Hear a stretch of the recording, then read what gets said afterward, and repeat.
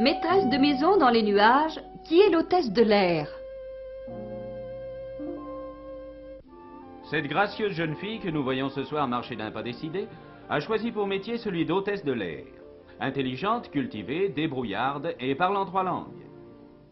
Elle a aussi de bonnes jambes, et c'est là une condition presque aussi indispensable dans son métier que ses autres qualités.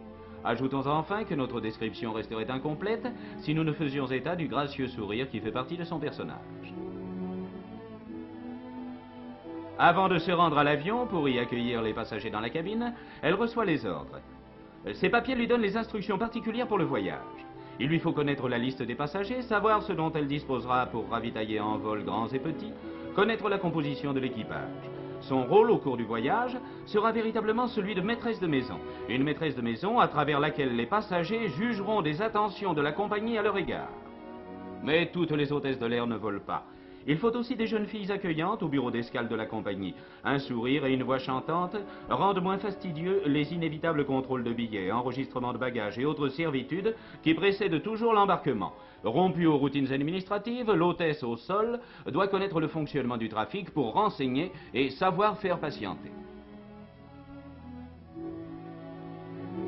L'hôtesse de l'air est toujours pleine de sollicitude pour les enfants. Elle sait les distraire et les amuser, tandis que la maman, trop heureuse d'être libre un instant, s'occupera de son ravitaillement en cigarettes ou en magazine. Lorsqu'arrivera l'heure de l'embarquement, l'hôtesse accompagne les passagers jusqu'à la passerelle de l'appareil. Elle contrôle éventuellement une dernière fois les cartes d'embarquement, en souhaitant à chacun un bon voyage. À bord de l'avion, nous retrouvons l'hôtesse volante. Nous n'avons pas encore décollé que déjà elle arpente le couloir de la cabine. Son premier soin est de veiller au confort de chaque passager en particulier, sans négliger personne. Et quand nous vous disions qu'une hôtesse doit avoir le sourire aux lèvres, et des jambes qui ne s'engourdissent certainement pas. La voici qui poursuit son va-et-vient continuel, ses courbettes aux passagers, ses distributions de sourires aux enfants, aux jeunes gens, aux vieux messieurs et même aux dames.